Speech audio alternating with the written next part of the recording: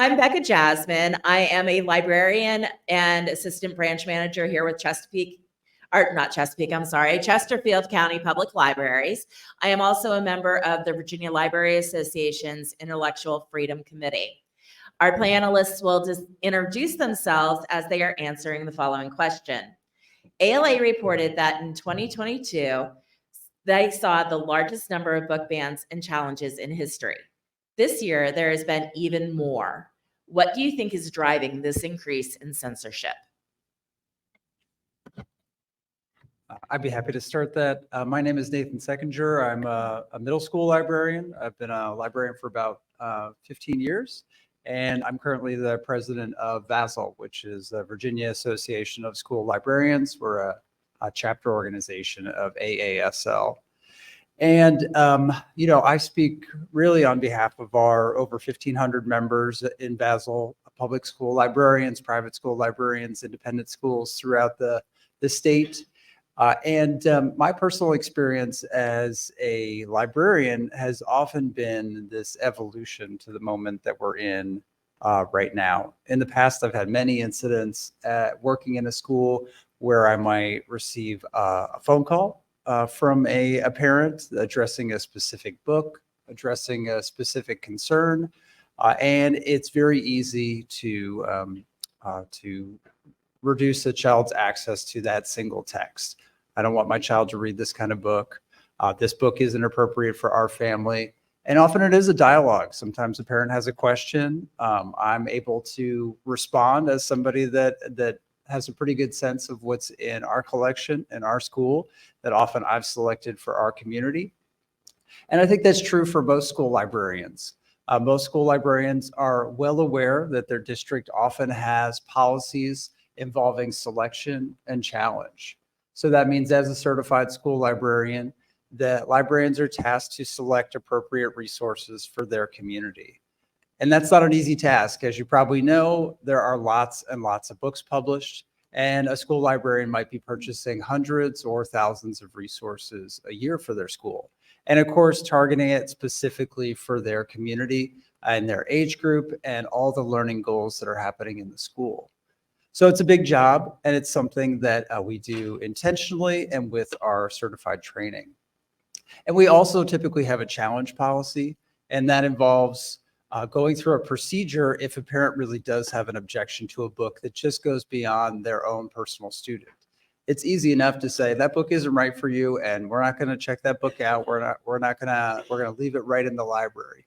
But if a parent truly does have an issue where that book, if they feel like that book doesn't belong in the library at all, there's a procedure and policy in place to go through that. And often there are steps, and each step involves a greater community, which I think, really reflects the democratic institution that a library is. So maybe it'll start with the parent and a community in the school, or maybe other parents, and it gets larger and larger.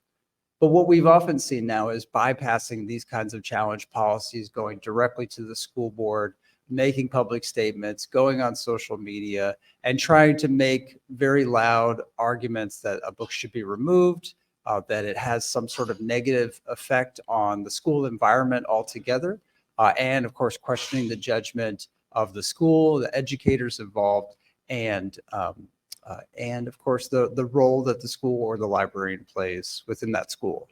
So that's become the particular challenge that we see right now. And we don't have to look too far to see what's driving the increase. There was a Washington Post article that was just published a few days ago that addresses the 2021 and 2022 school year, and how the vast majority of challenges have been tracked by ALA and PEN America as coming from just 11 people. In Spotsylvania alone, a county that I'm familiar with and have been tracking the issues, all 71 challenges, book challenges across their county came from one parent. So you're talking about hundreds of employee hours going through those committees, parent task groups, all those very lengthy school board meetings to address the concerns of a single parent.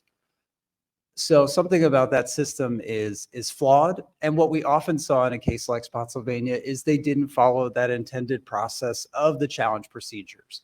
Things went directly to a superintendent or directly to a school board, and they didn't. And when they used review committees, they did not honor their selections. Review committees in those first two rounds voted to have those books remain in their high school libraries, and then the superintendent bypassed that. So the challenges are coming from a very small handful of individuals that are empowered maybe by social media or other groups, and they're having dramatic impacts across our state. Hello, I'm Cassandra Newby Alexander. I am the Endowed Professor of Virginia Black History and Culture at Norfolk State University. And I love what my panelist was saying about what is driving the book bans of today. And I want to, as a historian, just remind us that book banning is almost as old as America. And it has always had to do with power and control. When you think about how America, well, a lot of states in America banned David Walker's appeal in 1829, threatening to kill people if they owned or distributed that book. And this was a book that was not only challenging slavery, but it was encouraging people of African descent who were enslaved to take their freedom by force if necessary. It was warning white America that if you do not stop enslaving Black people will come after you. That book scared the heck out of people. But more importantly, it scared those who were benefiting financially from slavery. Slavery was big business. It was America's big business. And I'm saying all of this to say that today, when we are looking at who's behind these book bannings, you know, when you start peeling back the layers, you see the billionaires, the right-wing billionaires who are behind it. You see organizations like the Heritage Foundation, and I am going to name a few because I believe in calling people out. And, you know, historians, you know, people always say, don't speak ill of the dead. That's all historians do, is speak ill of the dead. So I have no guardrails around me. So I'm just warning you in advance. But you look at this group called Moms for Liberty. When you peel back the layer of that organization, who is behind them but the ultra secretive organization called the Council for National Policy? And that council has business titans like the president and owner of LL Bean, oil man Nelson Bunker Hunt, Texas billionaire T. Cullen Davis, William Size, and Paul Weyrich. You have Richard DeVos, the founder of Amway. You have the stock picker Foster Friess.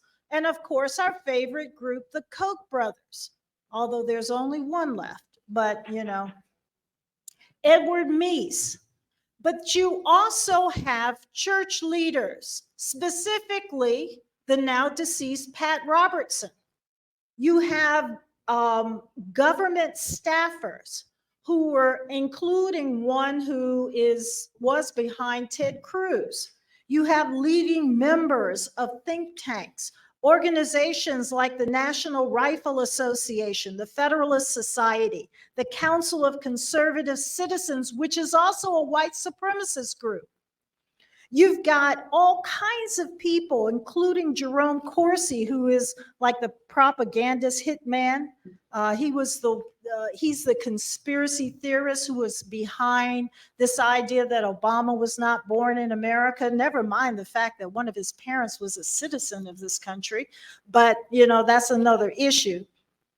Or that Martin Luther King Jr. was a shakedown artist. So he floated all of these myths the swift boat myth with John Kerry. He's the one behind a lot of that, and he's one of the influential people on this Council for National Policy. You have Matt Staver, who is the leader of an anti-LGBT Liberty Council who advocates for recriminalizing homosexuality. You have Alan Sears, the founder of Alliance Defending Freedom, that links homosexuality to pedophilia. Do any of these ideas come to mind today as a reason for banning the books? And so Moms for Liberty are taking their nod from this organization. But then what else goes on?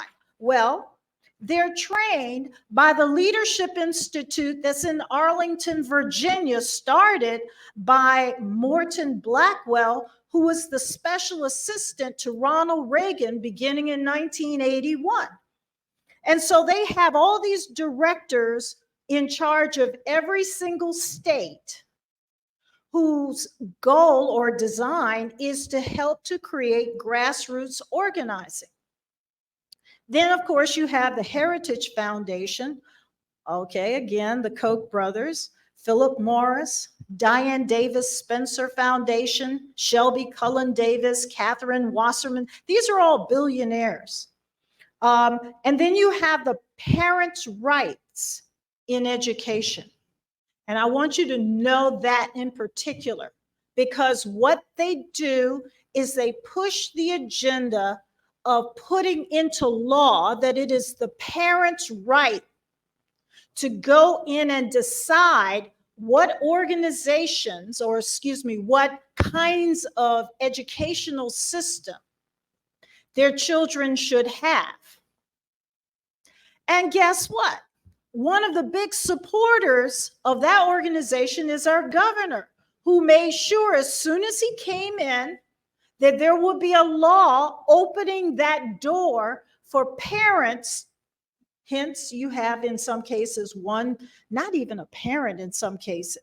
Sometimes it's just an individual who's part of this network who goes in and starts challenging all of these books. And because the law is written in such a way that allows one individual's objection to carry weight above and beyond the entire citizen base, this is an anti-democratic approach. This is what is driving the book banning. This is what's driving the shift in our educational system. And so many people have been asleep when all of this has been going on. But it is not new. People are kind of waking up a little bit and wondering what happened. But then again, it has to do with who is running for different elections. For example, one of these organizations also funds school board races. And they've been plowing millions and millions and millions of dollars in key states, in key school districts, to ensure that certain people get on the school boards, who then also approve a lot of these book banning. And in Virginia, one of the key places they've targeted is Virginia Beach. And that's why there have been more books banned in Virginia Beach than any place else in Virginia. And so that to me is, and that's a long answer to a short question, but that is what is driving a lot of censorship here in Virginia. And unfortunately, it also drives what I consider to be an anti-historical approach to how we see American history, world history, and in particular, Virginia history.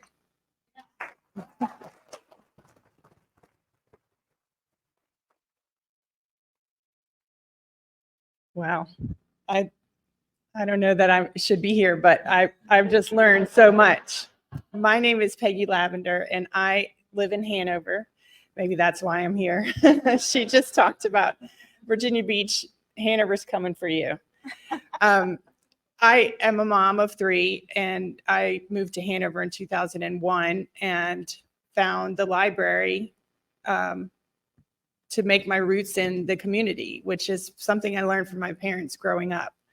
So I went to the library and joined the Friends of the Library there, one of 3 in our little group. But so from there, I had kids, volunteered at the schools, focused on literacy and books, supporting the librarians, book fairs, all the while, volunteering at the library. Then my kids were headed to Stonewall Jackson Middle School and Lee Davis High School. And I thought, oh, this should be changed by now. So I dug deep, researched all of the reasons why we had these schools and these names and the history of Hanover education in Hanover. That landed me with the NAACP in Hanover. So I'm a proud member, secretary of that organization. And there's lots of overlap, obviously. It's a civil rights issue, book banning, access to information. So through the Friends group, through advocating generally for public schools in Hanover, and through my NAACP work, that's why I'm on this panel. And what both of my panel neighbors have said is exactly what is happening. And your description in particular is Exhibit A of why this is not a grassroots effort. 18 years into Friends of the Library, they're more than I would have attended church if I was a churchgoer, raised my kids there, never heard a peep about book challenges, about any issues of safety for children in public libraries. And when the whispers started coming about book banning, I regularly asked at the school level and the public library level, are these challenges coming in? Are you getting challenges? In some cases, multiple FOIAs through the school division, because the system that Hanover has, the way it was, you challenge the book from your student's school. And every school library has a different collection based on their school population, and the librarians match up with their students. So to get the FOIA information from book challenges was tricky. There was a process. There actually are documents created when someone officially challenges a book. And it was radio silence, maybe one every 2 years, maybe. But you would hear about it in the news that it was coming. So I kept asking on a regular basis, nothing. Public library either. Maybe 2 challenges over the last 10 years up until the last 2 years. And then, even then, there was maybe 4, maybe at the public library level, the public school level, in the last 2 years, maybe 4 to 6. But then all of a sudden, social media, people showing up and reading excerpts at school board meetings, blowing up photographs and parading them around at public meetings of a graphic novel about sex education. Another clue that this is not about protecting children. It is a prong in a multi-front attack of our public schools and our public institutions. And so that is where I think it's coming from. We all also have had backdoor connections regarding book banning and the trans policy from Alliance Defending Freedom and the Family Foundation. Both groups were privately invited to advise our county on policy. That also was uncovered through Freedom of Information Act. It was not public until it was suggested that there might be some documents showing that our school board members individually have reached out to these organizations. So that's where it's coming from. It's not grassroots, and it's not about protecting children. Yeah, so I just want to plus one everything the panelists have said so far. Just quickly, my name is Brianna Diaz. My pronouns are she, they, and I am policy and legislative counsel for the ACLU of Virginia, where I work on First Amendment issues as they intersect with education, so book bans and classroom censorship. And, I think my, co-panelists have really nailed it on the head about where this is stemming from. It's a handful of individuals or organizations that are well funded and founded on principles of white supremacy, queerphobia, transphobia, Christian nationalism, anti-Blackness, classism, and so forth. Terms I'm sure we are intimately familiar with, but continue to make explicit where this is coming from and its intention. But I'm going to touch on, I think I'm going to combine question 3 with my answer for the sake of time. Legislatively and politically, where these attacks are coming from. One of the co-panelists already touched on. Day one, Governor Youngkin took office. His first executive order was to prohibit divisive concept teachings in classroom curriculum, which opened the door for classroom censorship to make its way in, for school boards to adopt policies that prohibit the teaching of American history or the lived experience of marginalized folks.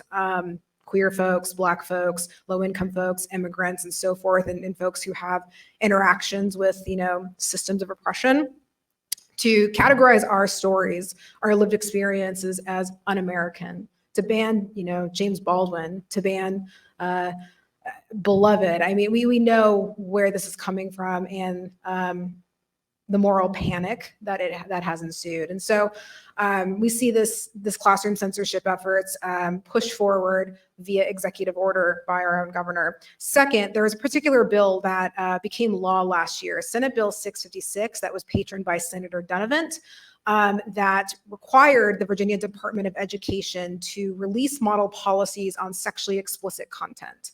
And what these model policies require is school districts, school administration to create a list of books or materials that are provided in classroom curriculum that contain sexually explicit content, which is defined in code. Just Google it, pull it up. It's actually in the criminal section of our code. It has nothing to do with classroom curriculum or library materials. And at one point did include homosexuality in its definition. And so, Senate Bill 66 took a term, sexually explicit content, required administrators to make a list of all materials that, contain sexually explicit content and provide it to parents and allow them the opportunity to opt their child out of, having access to that book as part of classroom curriculum, and for that child to be provided an alternative with no fear of repercussion, right? That's a practice that already exists, okay? Like one of the panelists already touched on that if you as a parent disagreed with your child having access to or reading and learning as part of classroom curriculum a book that you have some sort of disagreement with, that book is pulled from that child's availability and they are provided an alternative with, no recourse or discipline. And so, this was just codifying at the state level a practice that already existed across school boards that's been recognized as a parental right. But intentionally targeted sexually explicit content for higher scrutiny. And I think only exacerbated this moral panic against what really it's about is books that include LGBTQ people, Black folks, and so forth. And so, we've now seen Senate Bill 66 or the model policies be adopted by school boards across the Commonwealth, but not even confine them to classroom curriculum. The model policies are explicitly clear that the law is not about classroom censorship, but that is what the impact has been. It is explicitly clear that the model policies do not apply to materials available in school libraries. Only the materials in libraries that are used for class assignments, all right? But not libraries writ large.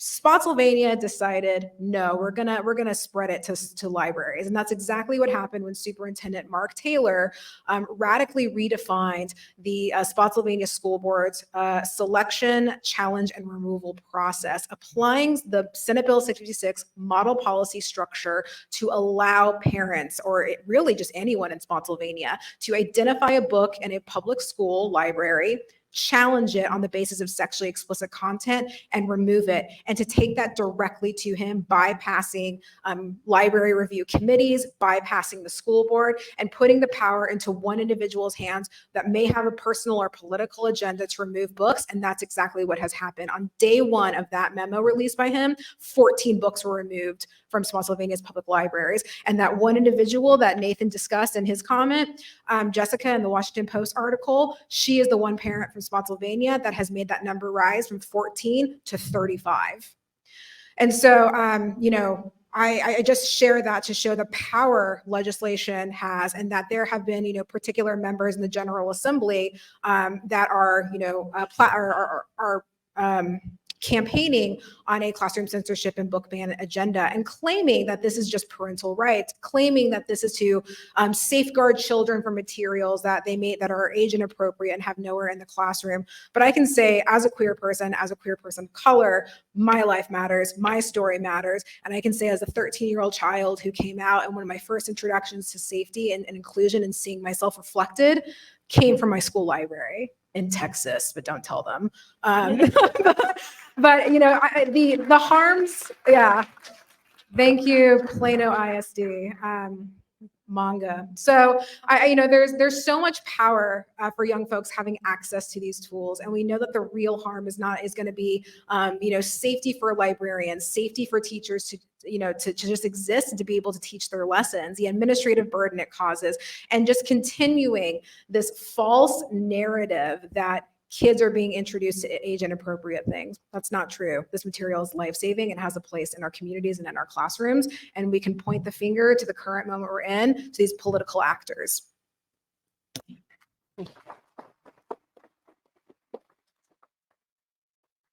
So my panelists have done a really great job of the first three questions that I had prepared.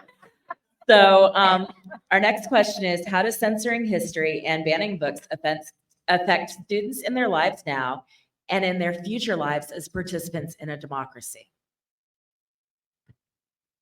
I'd be happy to start talking about that. I do want to just add a little bit to what Brianna was just saying about model policy. Our organization, VASL, has had extensive meetings with VDOE and with the superintendent, the new superintendent's committee. And there was a memo issued in June by Superintendent Coons that explicitly tells school divisions that there is a line between instructional materials in the classroom and library materials. Again, to further illuminate school divisions and help to clarify that they should be writing policy based on that. They should be writing their school board policies based on that guidance to not connect library materials with that sexually explicit guidance. And so when Prince William or Spotsylvania or other districts are making those choices, they're doing that incorrectly, and they should be reviewing their school board policies and making those changes, as VDOE is suggesting. Now, the impacts on students, I would say the one little ray of light is being able to attend some of these seemingly endless school board meetings and seeing students represent their opinions, stand up for themselves. And we've heard other panelists talk about not having the people that are impacted by the trauma have to advocate for themselves, but that's unfortunately the situation that I'm seeing. I'm seeing school librarians stand up for themselves. I'm seeing other educators stand for other educators. I'm seeing organizations like the VEA stand up for school librarians as educators.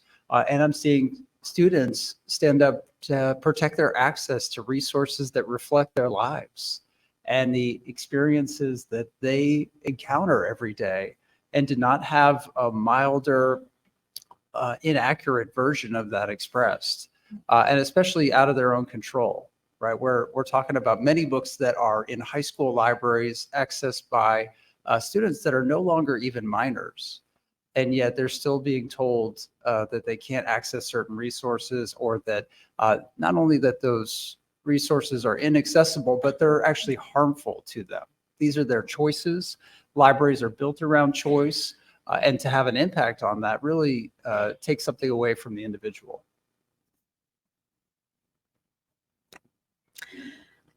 You know, it's wonderful going after these incredible people here on this panel because you don't have to introduce things. You can just bounce off of their ideas. Excuse me. I think that as we're looking here in 2023, and we're seeing the moving out of the generation before me. I'm part of the baby boomers, so I'm giving you my age. But you're seeing the generation before my generation and then my generation moving out. And the newer generation, the millennials, and in particular the Gen Zs, are now becoming voters. And it's not a new concept, but it explains why there's this desperate, it's almost like a land grab. It's a power grab.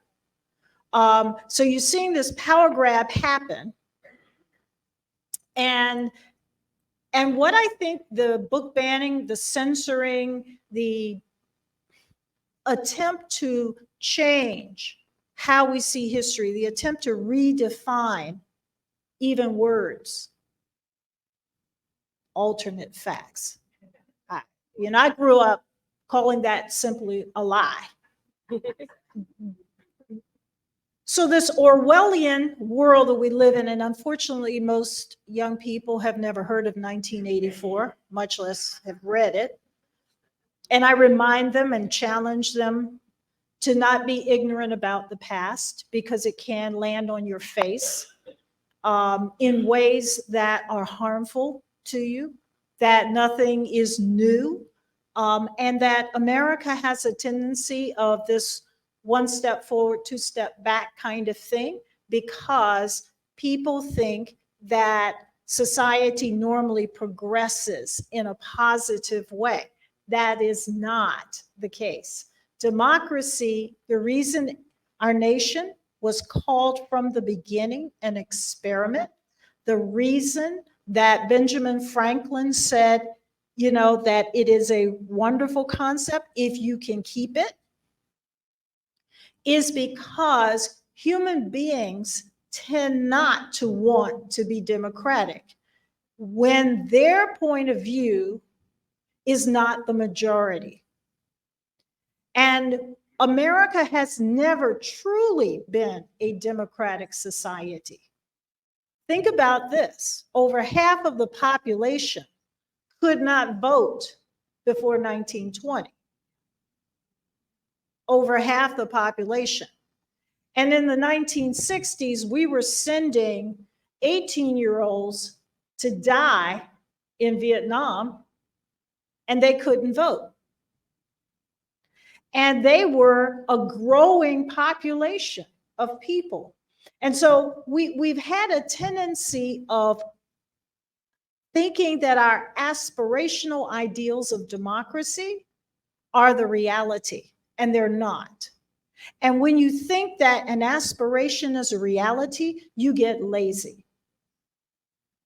And so I believe that this movement is angering our millennials and our Gen Zs, especially the Gen Zs. I have a niece who's a Gen Z, and she's mad, and she's ready. She can't wait to vote. And I remember when the millennials and the Gen Xers were acting like, voting was something they didn't have time for. Now, there are some who still don't understand it, but I think that when you push too far to any area, left or right, that it triggers a lot of anger. But you have to be careful which group you're triggering. And right now, I think you've got a lot of Gen Zs who do not see these gender-defined places that we have that we want to, go back to that never really existed in the first place. And what I mean by that is historically, human beings have never been either male nor female. It's never been that clear line of division. It's just an aspiration for some people, but it's never been a reality. For a lot of Gen Zs, they don't think that way. And because this book banning is focused, laser focused on a lot of LGBTQ plus issues, they are hitting at something that these Gen Zs are angry about. And all you have to do is look at their social media to see how angry they are. And I think that's going to trigger more democracy as opposed to tamping down on it.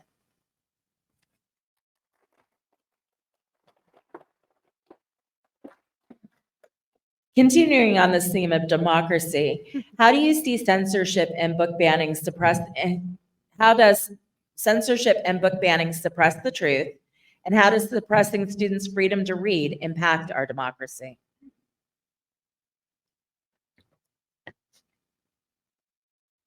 I'd be happy to start talking about that. I'm sorry, could you repeat the question? How does censorship and book banning suppress the truth? And how does suppressing students' freedom to read impact our democracy? Well, I mean, we've just heard such a wonderful depiction of democratic institutions and how they are failing. They're being overrun, and people are getting upset by that. A lot of young people are getting upset by that, especially we're seeing institutions like public education, which we think of as educators, I think, as a democratic institution. It is built by many, many hardworking educators. I was just speaking to one, talking about 12-hour days, which is, we do it for our students. We do it for our classrooms. We don't do it for our paychecks. We do it to address the needs of those people right in front of us. We build a bond, and then we come to work every day. We come to that space together to try and commit to each other over and over again. So that to me is a democratic institution. It's built with participation. It's built with partnership. And even though one person as a teacher might be leading it, it is an organized group with a mission, with a purpose, and it's well run. And whether it's a school library or a classroom, those are powerful democratic institutions. And as educators feel like some of their power is pulled away from them by different levels, whether it's a school board or a state or a federal policy, we're seeing that desperation as things get harder in an already more difficult job. So it's no wonder when educators retire early. It's no wonder when people leave the profession, when a hard job gets even harder, or when that commitment to the people right in front of you seem impossible to continue with. That can be a real challenge for that institution. And of course, as we see it in everything from those school board meetings beyond, we're seeing the belief that we can impact policy, we can make change. And when I see student after student, community member after community member saying, don't do this, don't ban this book, don't take this away, don't take away our rights, and school board policies making changes seemingly when a unanimous audience is saying the exact opposite, we're seeing a democratic institution of people that were elected to be there fail in front of our eyes. And that could be really disheartening for a lot of individuals, especially young people with their first taste of participation, seeing, oh, this is how government really works. And so we need to impact it on all levels to have more positive change.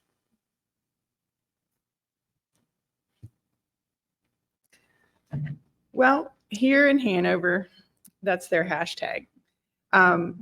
We obviously had a glaring example of how censorship and book banning suppresses truth and how it suppresses students' freedom to read in our democracy with the name change issue.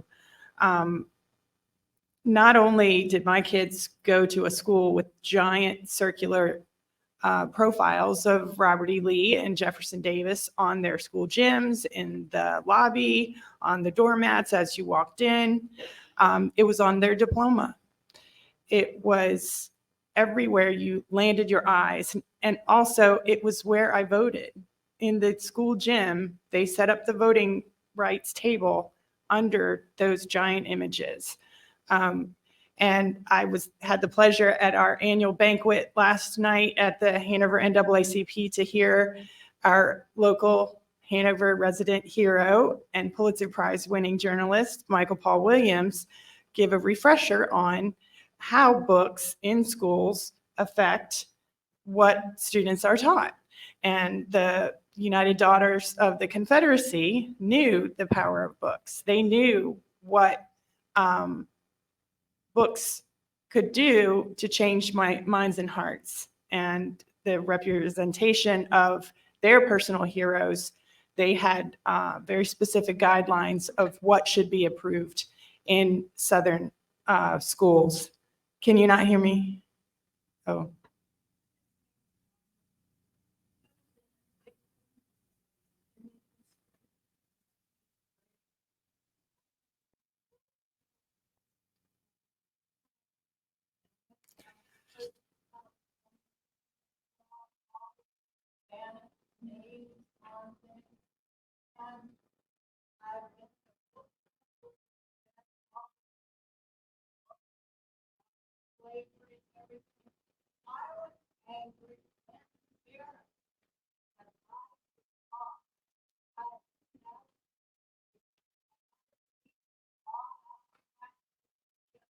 Yes, I feel you. I felt the same way when I started looking into the history of these names. A Virginia, lifelong resident of Virginia, and I did not get taught about massive resistance. It's horrifying. So that tells you right there that it works, that the game they are playing works. So I will say that Hanover has just started a class on African American history as an elective. There's no AP offering of that class. They came up with their own curriculum. I'm not privy to exactly that, but I do have faith that there are people in Hanover County schools that are doing genuine work, care about the students, and want to produce global thinkers, critical thinkers with all diverse viewpoints and individuals, the tough history, the hard conversations. I believe that is happening in Hanover in spite of what our school board does. Currently, one thing we're looking at is this group called the School Board Member Alliance is yet another AstroTurf group that is trying to take up the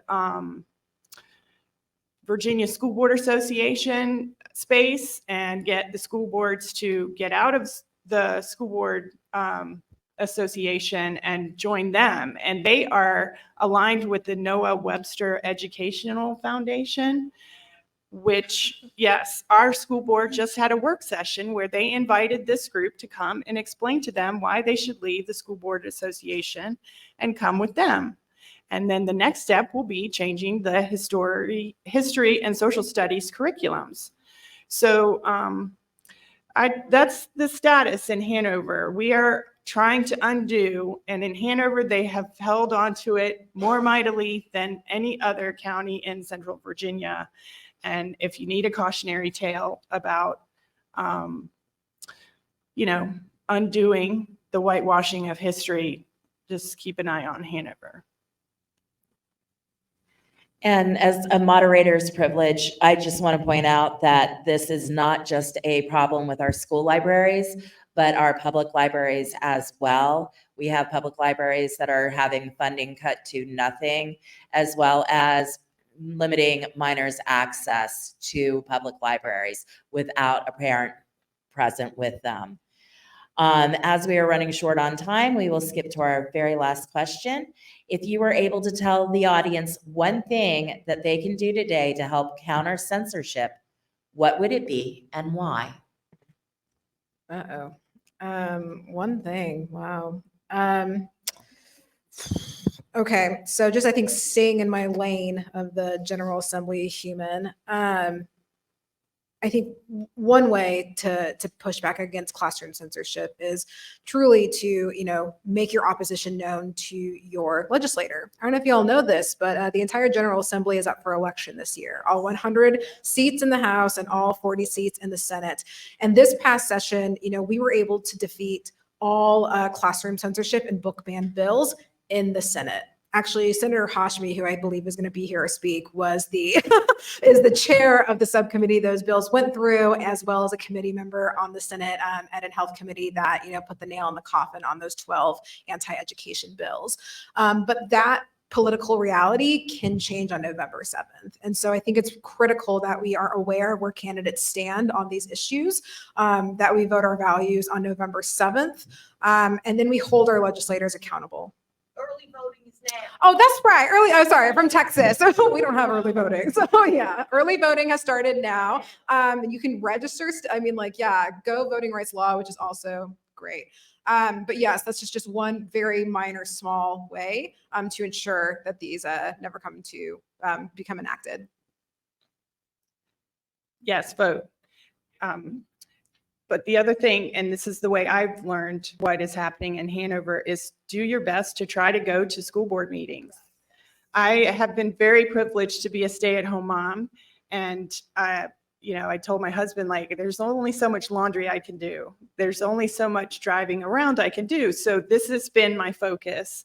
And I've had to learn. I didn't grow up in Hanover, so I had to know who goes to this church, who's married and divorced from this person, who, went to Lee Davis when it was Lee Davis. And you do that through connections and going to your school board meetings, especially the work sessions, which very often are during the day. And if your school division does not video, live stream, record, they have to archive it in some way. But the most accessible way is what should be advocated for. If you can't make it, listen while you're at work, listen while you're in the shower, find out what's happening and who they're talking to, because Hanover is getting in bed with some scary people, and it's all perfectly legal and there, but you have to go find out. I would say that elections have consequences, and we have to be very mindful that elections have consequences. And that means that we cannot afford not to vote and not to bring someone else with us when we vote. Yes. And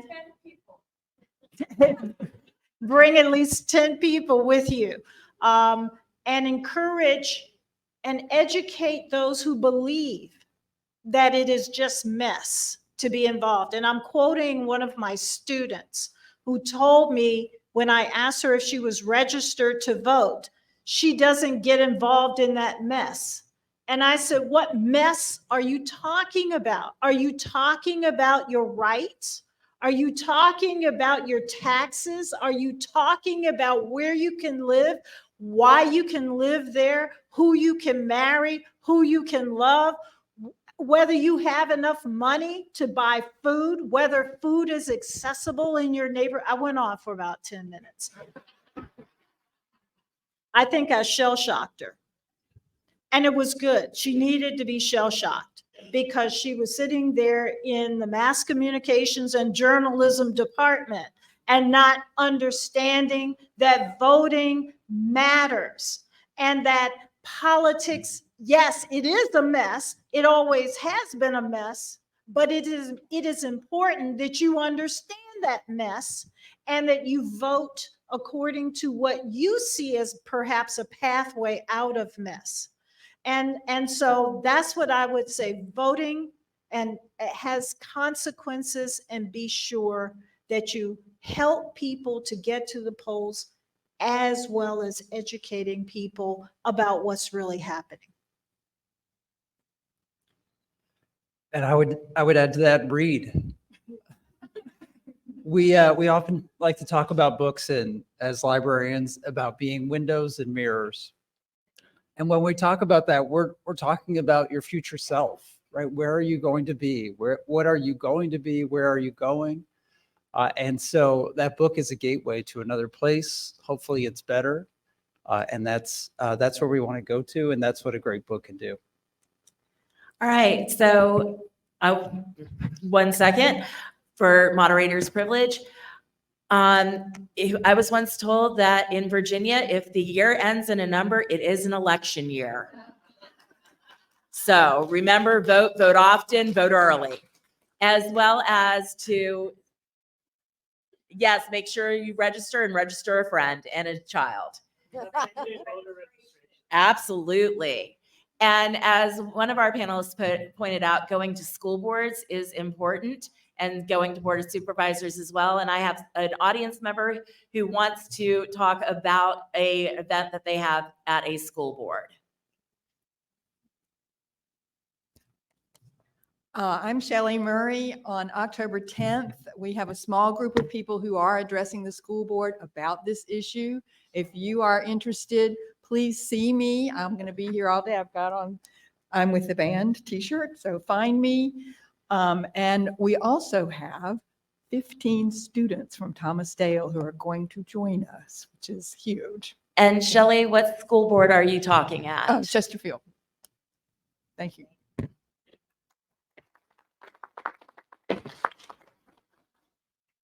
And thank you to all of the panelists as well.